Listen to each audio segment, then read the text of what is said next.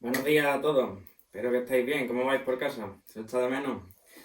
Pero sabéis que lo mejor para combatir la rutina, y estar en casa también, es seguir un poquito con los estudios y así entretenéis. Así que voy a subir hoy un vídeo que va sobre el tema nuevo que vamos a empezar, ¿vale? Para que así tengáis la explicación y vayamos viendo un poco el tema. Vale, vamos a empezar por la unidad 7. Las funciones de los seres vivos, que esto ya lo hemos visto realmente en clase, si os acordáis. Tenemos tres tipos de función, la de nutrición, la de relación y la de reproducción. Hasta ahora solo habéis copiado la de nutrición y esta semana que viene vais a copiar la de relación. Así que vamos a ir viéndolo poco a poco, lo iré subiendo por partes, ¿vale? Cada parte en un vídeo para que así podáis ver. La primera parte, lo que vamos a ver, la nutrición, que ya hemos visto varias veces. Recordad que con los vegetales, por ejemplo, pues hemos visto la función de nutrición autótrofa, ¿vale? Acordaros, ¿cómo se alimentaban los vegetales? Fabricando su propio alimento mediante la fotosíntesis. Vale, ahora vamos a ver los dos tipos. La función de nutrición, bueno, en sí, lo que consiste, ¿en qué consiste? Pues en que los seres vivos conseguimos, transformamos los alimentos y los aprovechamos ¿para qué? Pues para construir nuestro propio cuerpo, ¿vale? Y para obtener energía para realizar todas las funciones vitales. Y los tipos de nutrición, pues como veis, son la autótrofa y la heterótrofa. La autótrofa es típica de plantas, ¿vale? De las algas y algunas bacterias que ya hemos visto. ¿Y qué hacían? Pues cogían materia inorgánica, sales minerales y agua, y la luz del sol y hacían la fotosíntesis y así se alimentaban. Y la heterótrofa, pues están más típicas de animales, de protozoos, ¿vale? De hongos. Y lo que hacemos, como nosotros, por ejemplo, no somos capaces de fabricar nuestro propio alimento, pues lo tenemos que tomar de otros seres vivos, ya sea alimentándonos de vegetales o de otros animales. Vale, y esta nutrición heterótrofa, que es la que nos vamos a centrar un poquito más, es más compleja. ¿Por qué? Porque tiene cuatro procesos. Tiene la digestión, respiración, la excreción y la circulación. Y vamos a ir viendo un poco cada uno de ellos. Vale, antes de centrarnos en esos cuatro procesos, esos procesos solo los tenemos los animales que somos pluricelulares. ¿Por qué? Porque los que solo tienen una célula, como vimos que había organismos que solo tienen una célula, por ejemplo las bacterias, pues realizan una digestión que se llama intracelular. ¿Por qué? Porque esos organismos no tienen, por ejemplo, un estómago como nosotros, unos intestinos con lo que hacen la digestión, y lo que hace es que esa única célula es la que coge el alimento de fuera, ¿vale? Y lo incorpora a sí mismo. En el caso de animales pluricelulares como nosotros, pues aquí sí tenemos la digestión extracelular. Y ya tenemos esos cuatro procesos. ¿Cuáles son los cuatro procesos? Vale, la ingestión es simplemente, ¿vale? El ingerir comida de fuera, es decir, cuando nosotros incorporamos el alimento a la boca y lo introducimos en el aparato digestivo. La digestión, ahí sí ya es cuando transformamos esos alimentos, que son complejos, ¿vale? En los nutrientes. Acordaros, los nutrientes esenciales, pues los más básicos son los glúcidos, azúcares, los lípidos, las grasas, las proteínas. Y todo eso se hace en nuestro aparato digestivo. Como veis en la imagen, ¿vale? La comida pasa por la boca, pasa por el esófago, llega al estómago, intestino. Luego la absorción. Una vez la comida pasa del estómago a los intestinos, que es donde se produce la mayor parte de la absorción del alimento, ¿vale? El intestino lo que hace es absorber los nutrientes que nuestro cuerpo necesita y que son útiles y los pasa a la sangre. ¿Para qué los pasa a la sangre? Pues para que esos alimentos se puedan repartir por todos los órganos del cuerpo. Y por último, el último proceso de la digestión es la egestión. La egestión es simplemente, ¿vale?, la eliminación de desechos a través de la heces. Vale. Una vez se ha hecho la digestión, vale, nos faltan otra cosa. ¿Cómo se queman los alimentos en la célula? Pues para quemarse, o para obtener energía propiamente dicho, hace falta oxígeno. Y ahí entra a cabo la respiración. Es decir, es necesario que nosotros cojamos oxígeno del medio ambiente para poder quemar esos nutrientes y obtener energía. Por tanto, la respiración es simplemente, ¿vale?, el intercambio de gases que nosotros realizamos entre el exterior y el interior del organismo. Nosotros cogemos el oxígeno, que es lo que necesitamos, y expulsamos el dióxido de carbono, que no necesitamos. Vale, en animales acuáticos que son menos evolucionados, ¿vale?, por ejemplo las esponjas, pues el intercambio de gases, es decir, ellos cogen oxígeno y desprenden dióxido de carbono directamente a través de su superficie. Por poner un ejemplo, es como si nosotros respiráramos a través de nuestra piel. ¿vale? Como son animales muy simples, pues directamente su cuerpo coge el oxígeno de fuera y elimina el dióxido de carbono. Pero en los animales que ya están más evolucionados, pues hay distintas estructuras que la evolución ha creado, ¿vale? Para obtener ese oxígeno. Y tenemos 4 tipos. Tenemos las branquias, la piel, los pulmones y el conducto de tubo. Y vamos a ver un poquito cada uno de ellos. Vale. La respiración branquial. Vale, como ya imaginaréis, esta es muy típica de los peces, los moluscos, ¿vale? De algunos crustáceos. Y esta respiración consiste en que estos animales tienen una branquia, ¿vale? Que son como una especie de lámina. Si queréis verla, no sabéis lo que son exactamente, que podéis coger un pescado que tengáis por casa y mirarle. Si levantáis la parte de atrás de la cabeza, veréis que tiene una estructura roja, ¿vale? Que eso son las branquias, esa especie de lámina. Y esas láminas son de ese color rojo porque están irrigadas por la sangre, ¿vale? Para que ahí se produzca el intercambio de oxígeno y dióxido de carbono. En segundo lugar, tenemos la respiración cutánea. Vale, ¿qué consiste este tipo de respiración? Pues en que la respiración se realiza a través de la piel. Esto ocurre en especies en las que viven sobre todo en el agua, ¿vale? Porque la piel, para que se produzca el intercambio de gases, tiene que estar siempre húmeda. Entonces es típica, por ejemplo, de los anfibios, ¿vale? Anfibios, por ejemplo, son las ranas y los sapos, y de anélidos. Los anélidos son las lombrices. Ahora os pongo alguna imagen para que veáis bien cuáles son.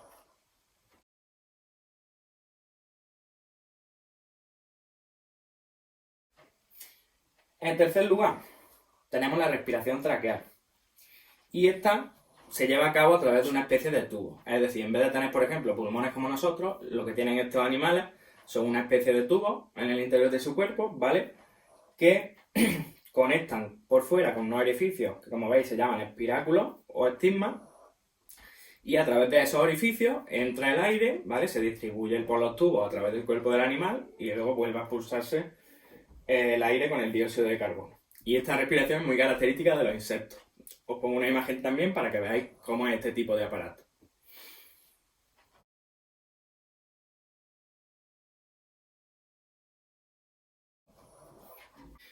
Vale, en último lugar tenemos la respiración pulmonar.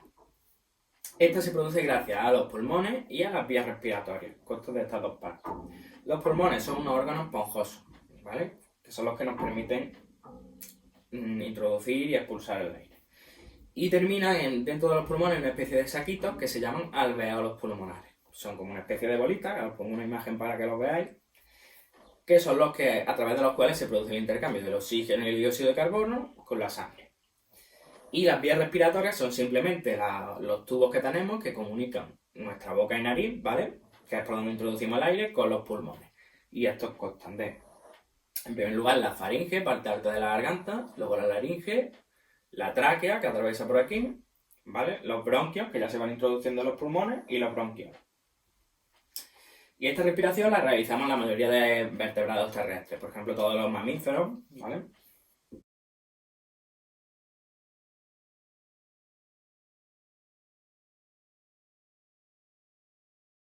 Vale, ahora seguimos. Tenemos por aquí, hemos visto ya hasta ahora, nutrición, ¿vale? De la nutrición hemos visto el proceso de la digestión, que es cuando introducimos el alimento, esto se digiere en nuestro aparato digestivo y el intestino absorbe los nutrientes. Y los pasa a la sangre. Vale, hasta ahí. Luego hemos visto la respiración. Nuestros pulmones cogen el oxígeno, lo pasan a la sangre y a esa altura ya tenemos en la sangre el oxígeno y los nutrientes que nos hacen falta para obtener nuestra energía. De ese modo, ahora entra en función el aparato circulatorio. Una vez ya en la sangre están los nutrientes y el oxígeno, este sistema circulatorio lo que va a hacer es repartir esos nutrientes y ese oxígeno a todas las células de nuestro cuerpo, es decir, todas las células van a tener que alimentarse. Y la sangre es la que transporta esos nutrientes y oxígeno a estas células. Una vez se ha transportado la sangre ha transportado el oxígeno y los nutrientes a las células. Estas células, cuando una vez lo utilizan, pues imaginaros, igual que nosotros producimos desechos, nuestras células al utilizar esos nutrientes y ese oxígeno también crean desechos. Por ejemplo, el dióxido de carbono. Y van a existir dos tipos de circulación. Vale. Muy sencillo, son la circulación abierta y la circulación cerrada. En la circulación abierta, vale, el fluido que circula a través de esta circulación no se llama sangre, se llama linfa. Porque es un poco diferente a la sangre. Por ejemplo, en los insectos la sangre sabéis que no es de color rojo. Por ejemplo, en los insectos es de color verde. Y esta linfa, que está en el sistema circulatorio abierto, ¿vale?, baña directamente a las células. Es decir, nosotros, por ejemplo, tenemos venas y arterias, ¿vale?, que están cerradas y de ahí no sale la sangre nunca. Pero en este caso, esos vasos que tienen la circulación abierta se abren y lo que hacen es dejar que esa linfa se esparza por la célula directamente y la riega. ¿Vale? Es como si tuviéramos un aspersor regando a la célula. Y en este tipo de circulación abierta, la sangre se puede bombear por un solo corazón o por más de uno. Bueno, cuando entramos en la circulación cerrada, que es la nuestra, por ejemplo, lo que pasa es que el fluido que circula, que en este caso sí es la sangre, no abandona nunca los vasos sanguíneos, ¿vale? Ni las arterias ni las venas. Y en este caso, la sangre se bombea por un único corazón, ¿vale? Por el corazón. Tenemos dos tipos dentro de la cerrada, que es la cerrada sencilla y la cerrada doble. La cerrada sencilla se llama así porque solo hay un sistema circulatorio. Os explico esto. Lo que quiere decir con sencillo es que la sangre sale del corazón, ¿vale? Recorre la arteria, va a parar a todos los lugares del cuerpo y luego vuelve por las venas de nuevo al corazón. De manera que solo hay un circuito. Pero en la cerrada doble, ¿vale?, que puede ser completa o incompleta, que es tal de nuestro tipo, por ejemplo, nosotros tenemos la circulación cerrada doble, se llama doble porque nosotros, por ejemplo, tenemos dos circuitos. Es decir, la sangre no realiza un único circuito, sino que realiza dos. ¿Cuáles son esos dos circuitos? Que ahora os pondré una imagen para que comparéis circulación cerrada sencilla y doble. Pues los dos circuitos que tenemos nosotros, por ejemplo, son: el primero de ellos es la sangre sale del corazón, va por las venas pulmonares, llega a los pulmones, se carga de oxígeno y vuelve al corazón. Ese sería el primer circuito. Y el segundo circuito es cuando esa sangre ya cargada de oxígeno sale del corazón, va por las arterias a todo el cuerpo, ¿vale?, vuelve por las venas al corazón. Es decir, nosotros tenemos dos circuitos. Uno que va del corazón a los pulmones y vuelve, y otro que va del corazón a todo el cuerpo y vuelve. En la imagen lo veréis ahora más claro.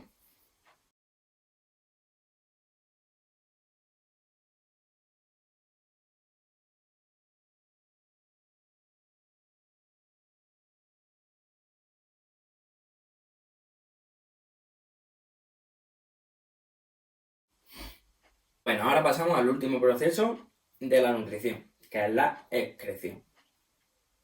Una vez ya la sangre ha repartido alimento a las células, ¿vale? Estas lo han utilizado, como he dicho antes, las células expulsan sus desechos de nuevo a la sangre.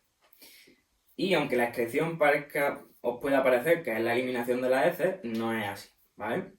La principal forma que tenemos de eliminar los desechos de las células es la orina. Ahora explicaré que hay más formas. Vale, entonces, la excreción simplemente es eso, el proceso por el cual se eliminan las sustancias de desecho que son tóxicas para nuestro organismo. Y hay distintos tipos dependiendo de que los animales sean más evolucionados o menos, ¿vale? Tenemos los animales invertebrados sencillos. Estos no tienen órganos excretores, es decir, directamente su cuerpo, su superficie, expulsa las sustancias de desecho directamente al medio ambiente. Luego tenemos los invertebrados que son un poco más evolucionados, que estos sí tienen ya unos órganos excretores, ¿vale?, específicos, como las lombrices. Los moluscos, los crustáceos, ¿vale?, los cangrejos, los artrópodos, que son la mayoría de insectos, arañas. Y, por ejemplo, un ejemplo de este tipo de órganos, hay órganos que son muy complicados, ¿vale?, por eso no los pongo aquí, son por ejemplo, los insectos tienen los tubos de Malpighi. Son una especie de tubo a través de los cuales ellos eliminan sus sustancias de desecho. Y una vez ya llegamos a los vertebrados terrestres, dentro de los cuales nos encontramos nosotros, sí tenemos un aparato excretor complejo, ¿vale?, que está formado por varios órganos. Como serían los riñones. Los riñones, por ejemplo, en nuestro cuerpo se encargan de eliminar la orina. Producen la orina, ¿vale?, limpiando la sangre y para poder eliminarla al exterior. El hígado, por ejemplo, también es otro órgano excretor. ¿Por qué? Porque el hígado se encarga de eliminar sustancias tóxicas para nuestro organismo. Por ejemplo, cuando nosotros tomamos un medicamento, ¿vale? Las sustancias de ese medicamento que pueden llegar a ser perjudiciales para nuestro cuerpo se metabolizan en el hígado y el hígado la neutraliza. Otro órgano excretor, aunque parezca mentira, son las glándulas sudoríparas, ¿vale? El sudor, no podemos olvidar que el sudor es como la orina, solo que es mucho más diluido, es decir, hay mucha más parte de agua que de orina, pero en fin, son prácticamente lo mismo. Y a partir del sudor también eliminamos sustancias de desecho de las células. Y por último, otro órgano que participa en la excreción es los pulmones. Preguntaréis, ¿cómo los pulmones pueden participar en la excreción? Pues porque eliminan el dióxido de carbono. Entonces, de esta manera están participando también en eliminar las sustancias de desecho que no hacen falta en nuestro organismo. Vale, hasta aquí la función de nutrición. Pasaremos ahora a la de relación en el próximo vídeo. Saludos a todos y quedaros en casa.